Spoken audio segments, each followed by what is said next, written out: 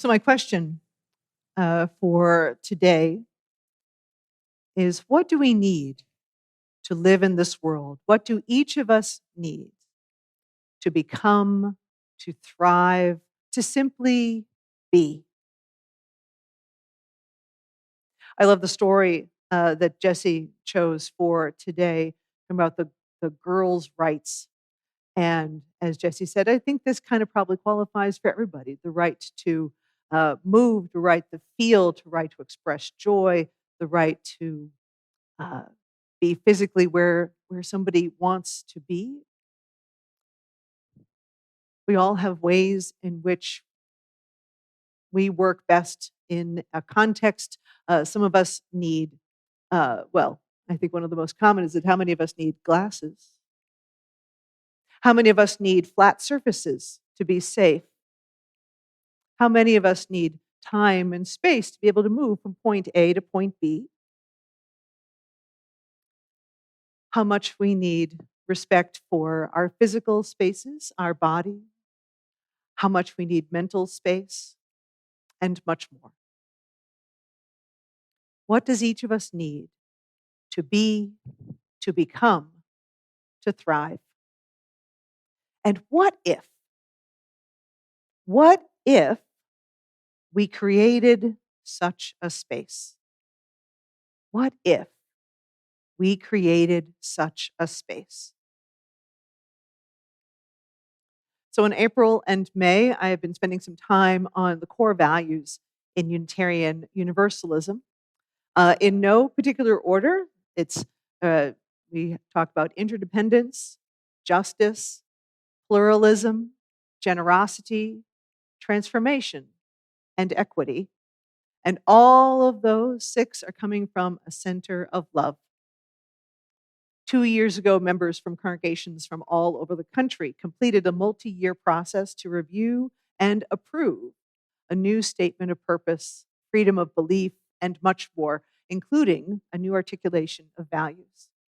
And each value in that listing includes a statement about what it is and a commitment to action.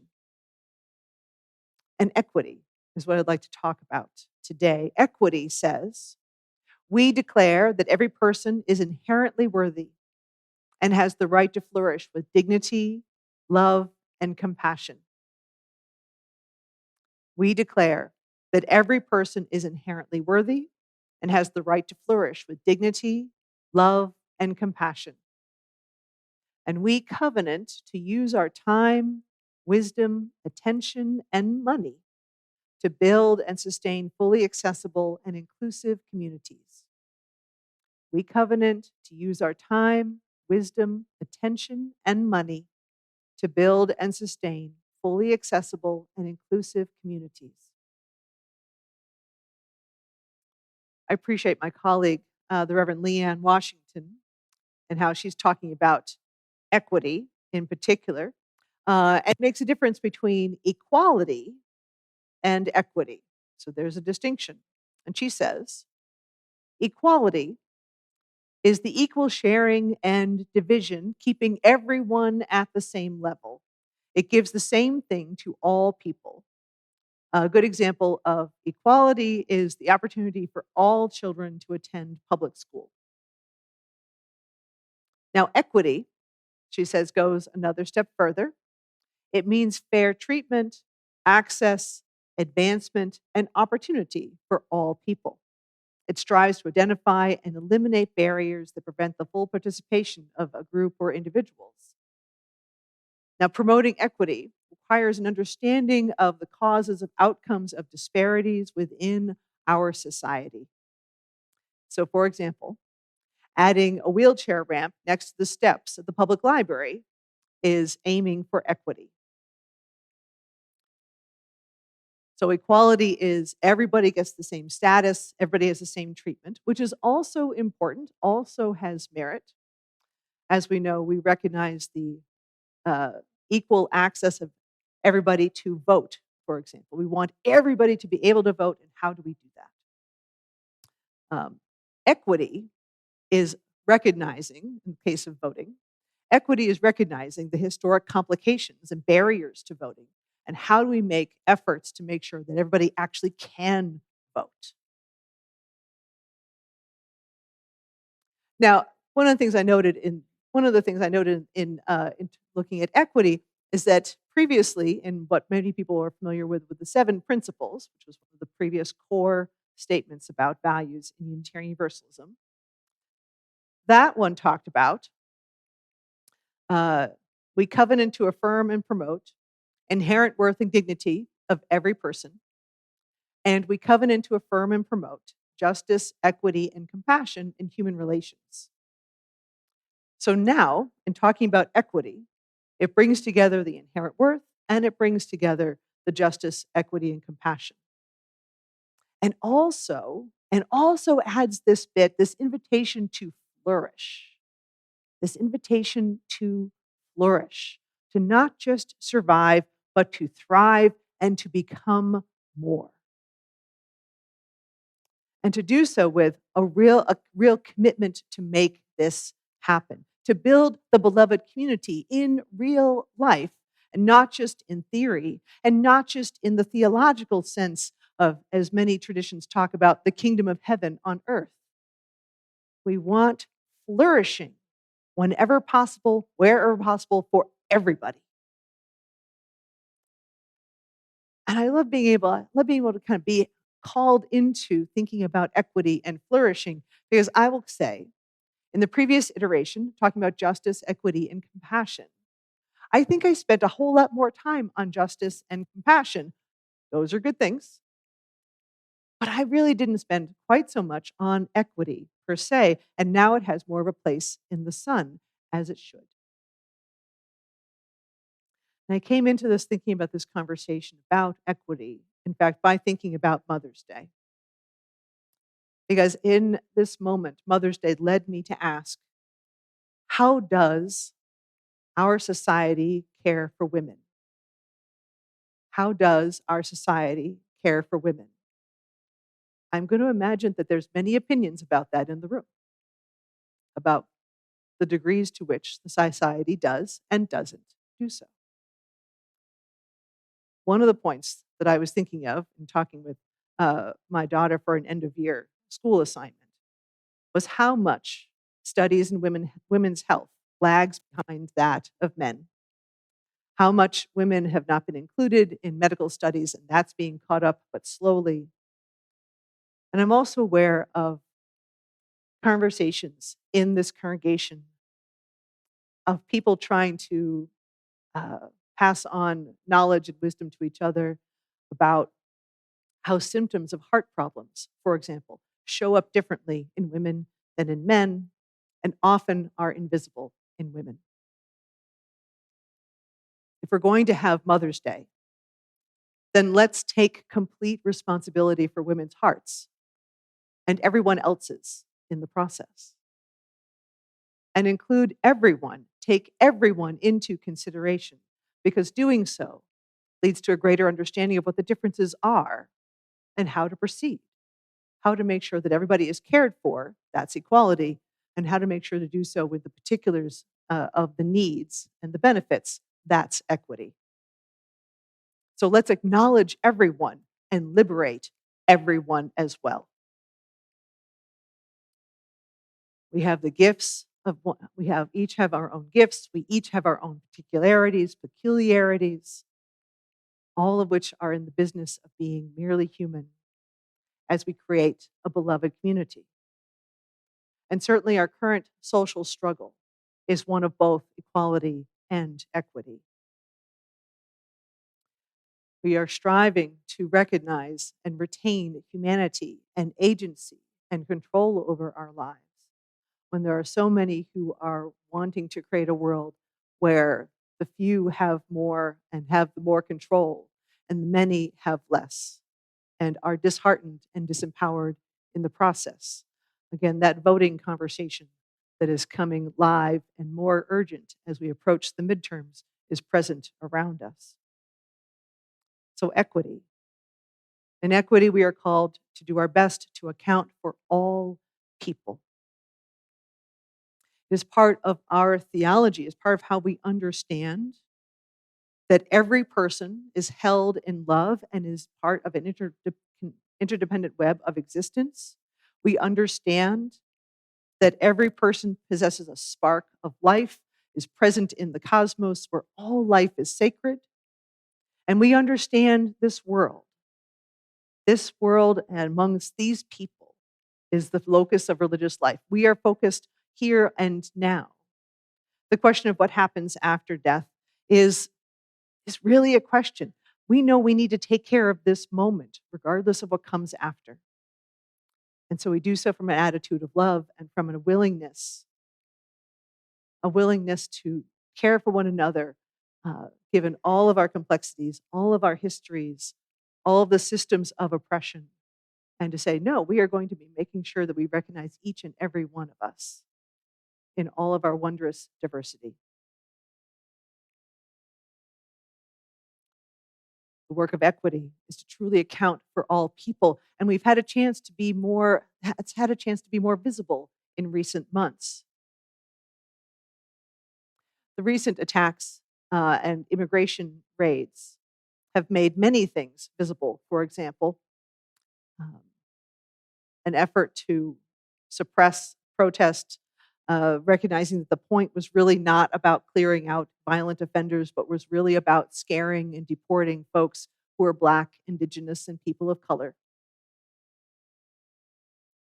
What's also true, what's also been revealed in these attacks in the course of immigration is how much we have heard stories of persistence, of personal situations for making a life in this country for people who have been here for decades and have succeeded in creating their lives, have been created networks and neighborhoods and much more. We have heard how people, uh, we've heard the variety of ways that people have created lives amid hardship, amid simply wanting a better future for themselves, or even more importantly, for their children. We have seen these stories of mutual aid, which is also, and again, an expression of people wanting to do well, of children to feel safe, to have the joy of a bunny eared hat, for example. We are seeing so many stories of people trying to, in fact, flourish in a very disparate and broken system. And it reminds us again the value of flourishing, the value of simply showing up. And this diversity of life and its possibility has pushed us.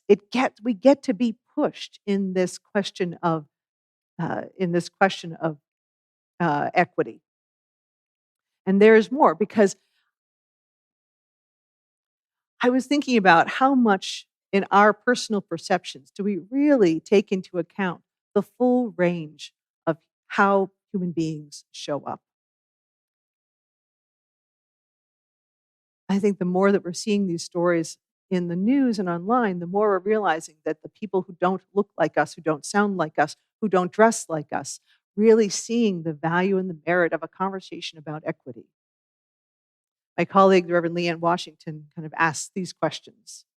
As I asked at the very beginning, what would it take for you to live, to thrive, to be? And she posed a question here. You might live in South Boston, she says. Your skin might be Black. What must be included in the social contract for you to participate in life? You are a single parent. You're a single parent with a special needs child, or perhaps you will be 85 years old and in need of medication and expensive treatment. Must be included in our social contract for you to participate, for you to live? You have different kinds of mental illness. You're unable to keep a job. So, what does equity look like to you? You're madly in love with a person of the same gender. How must this society function in order to include you?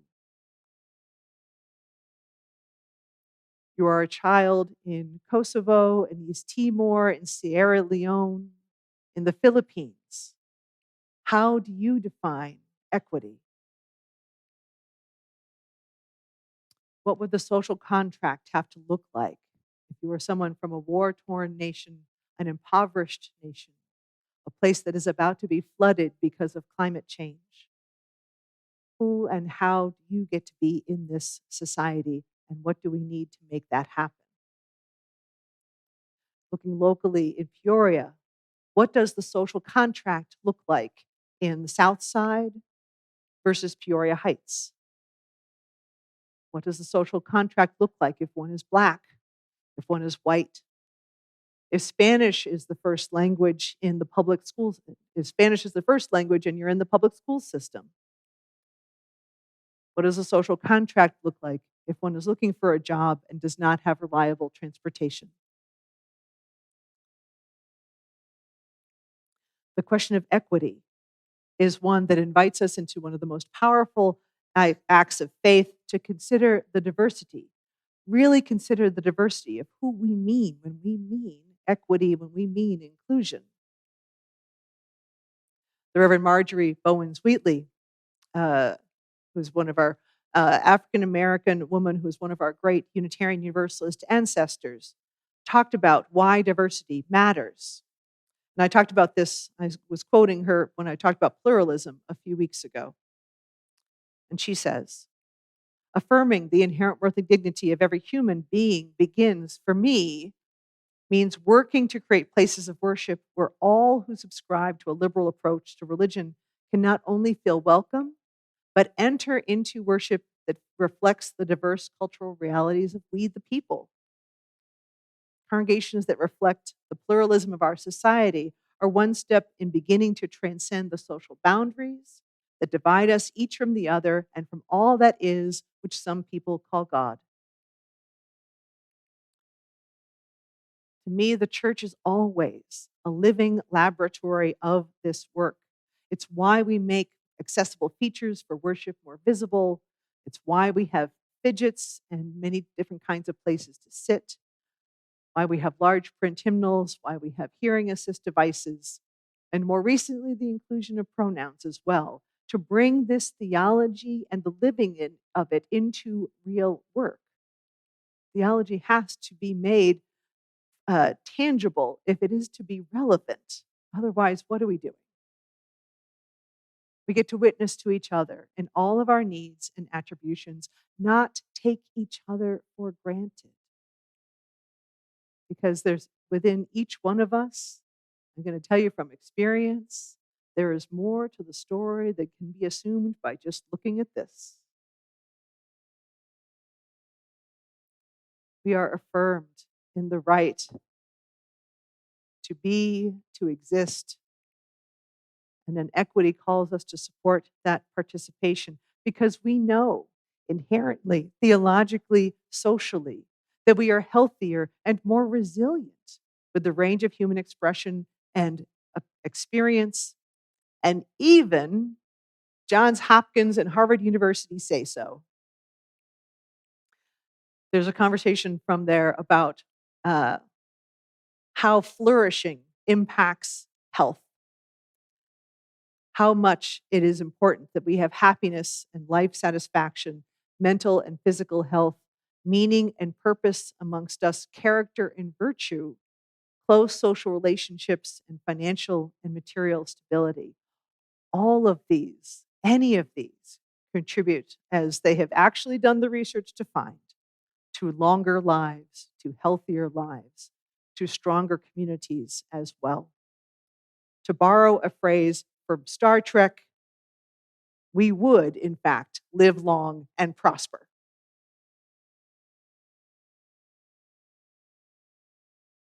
And we have already have this at our core in our theology. This has already been among us. Because we are a faith that keeps wanting to grow, that keeps wanting to turn towards abundance, that comes from a place of love. We operate, many of us, from understanding the world as growing with us and us with the world. We talk about in process theology. The world is a companion with us and flourishes alongside us. As I talked about in the UU value of generosity last week, We are being called beyond ourselves to enjoy love as a fact, not a question of courage, but love as a fact, equity as a practice, and much more. I close with a note from Karishma Gottfried, created in the image of love. Each of us was created in the image of love, wherever we come from, wherever we're going, whoever we are, whomever we love. We proclaim with love on our side. Our bodies are sacred. Our minds are sacred. Our spirits are beloved. May we be open to receive more love, more light, always more love. Amen.